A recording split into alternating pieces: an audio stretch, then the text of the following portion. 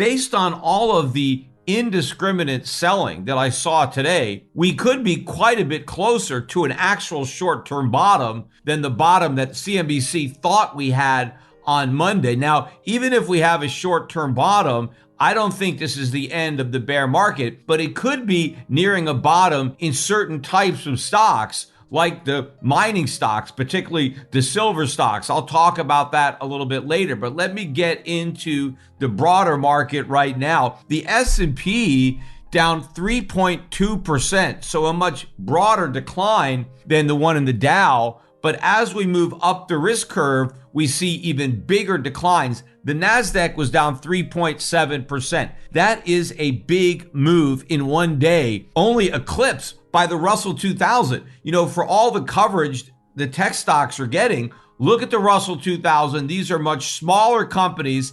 That index down 4.5%. That is a flashing red alert for the U.S. economy, because these are domestically oriented companies and they are doing the worst. Now, when you get to the more speculative tech stocks, they did even worse than the Russell 2000. Look at the Cathie Wood ARK Innovation ETF. That fund down another 10% today in one day. Although this time Bitcoin stole the spotlight, the Grayscale Bitcoin Trust was down 16.5% on the day. These are big moves. Let me recap the moves from the highs so you have an idea where we are in correction or bear market territory. The Dow Jones is now down 12.7%. We're barely in correction territory. You would have no idea how much pain the typical investor was feeling if you just looked at the Dow. But you know, the typical investor doesn't own the Dow, right? The Dow wasn't sexy enough for all these millennial investors trading for the first time using their Robinhood apps. But the S&P 500, that index is down 17.2%. We're almost in bear market territory. We're deep in correction territory. And I think we're going to hit bear market territory before we see a bottom in the market. But look at the NASDAQ composite. This bear market is getting more ferocious. The NASDAQ is now down 27.3% from its peak. But of course, the leader, or in this case, the biggest loser, again, is the Russell 2000, down 28.4%. This is really getting ugly, and it's a long way down. In fact, by the time the Dow Jones officially makes it into bear market territory, if the Fed doesn't cry uncle before then, I expect both the Russell 2000 and the NASDAQ to be down 50% or more. But the stocks that really stole the show today when it comes to the biggest losers were anything related to blockchain, crypto,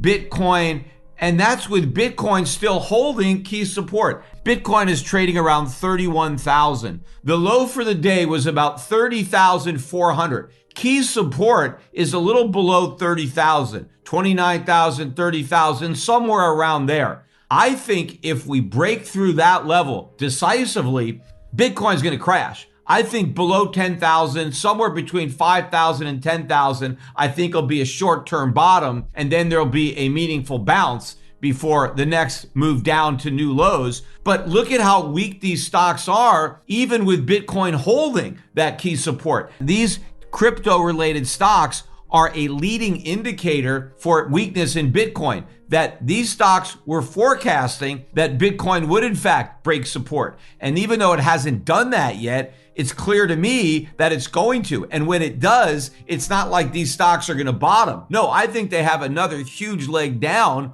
once support is broken. Take a look at some of these movers today. The poster boy for crashes on the day is MicroStrategy. This is Michael Saylor's company. He is the biggest Bitcoin promoter out there. He's got all this Bitcoin, billions of dollars of Bitcoin on his balance sheet. He was urging other CEOs to put Bitcoin on their balance sheet, and any CEO who is dumb enough to follow this Pied Piper of doom down that primrose path, well, they're probably going to get fired based on the hole that's now in their balance sheet. But MicroStrategy was down 25% today. That's one day, an entire bear market plus an extra 5% in a single day. MicroStrategy now down 75% from last year's high. And here's the deal on MicroStrategy. Their cost basis on all of their Bitcoin, assuming they haven't bought more, is about 30,700 or so. We're just there. So if Bitcoin breaks below 30,000, MicroStrategy is now going to be down on its Bitcoin. And remember, it borrowed a lot of money to buy that Bitcoin. And from what I've read online, if we go below 20,000, there's going to be a margin call, meaning that MicroStrategy is going to have to put up more security. Now, apparently there's more Bitcoin to put up, but who knows what those Bitcoin will be worth. I've been saying since the beginning, I think the end game for MicroStrategy as a company is bankruptcy, and I think the creditors are going to end up owning the company, and I am sticking to that forecast. Another debacle du jour is Coinbase. This again is a marquee stock. This is a bellwether for the entire crypto industry. And it shouldn't even matter necessarily that Bitcoin is going down, because all Coinbase needs is trading. As long as people are trading, they're making money. But if Bitcoin is crashing, there's not much left to trade. And so I think the fortunes of Coinbase and Bitcoin and other cryptos are joined at the hip. And look at Coinbase today, down 18%. Again, this is one day. Coinbase is now down 77% since last year's high when it IPO'd. Here's another one. Mike Novogratz company, Galaxy Digital, down 26% on the day. That one actually was down more than MicroStrategy. It's now down 79% from last year's high. Here's another name, Bitfarm. They mine Bitcoin, down 19% today, down 77% from its peak. Hive blockchain down 16.5% on the day, down 80% from its peak. There's one more I want to throw in, which actually held up pretty good today. It didn't even make a new 52-week low. That's Robinhood. And I kind of think of Robinhood as a crypto stock because a lot of cryptocurrencies are traded on Robinhood. Plus, a lot of these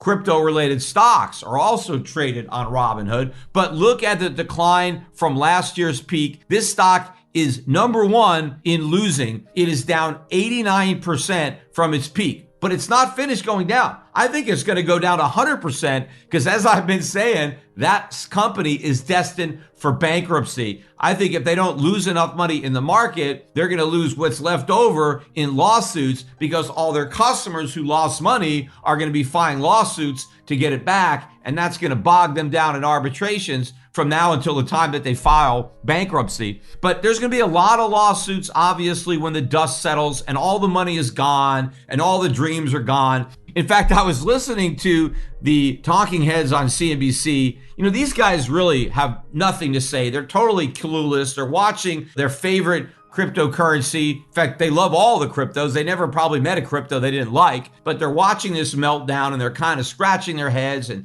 they don't understand it. They're still not telling anybody to sell. They're still bringing on these so-called crypto experts who are really just pump and dumpers. They're never there to give honest opinion. They're just trying to pump up Bitcoin or other cryptos so they can dump whatever they've got.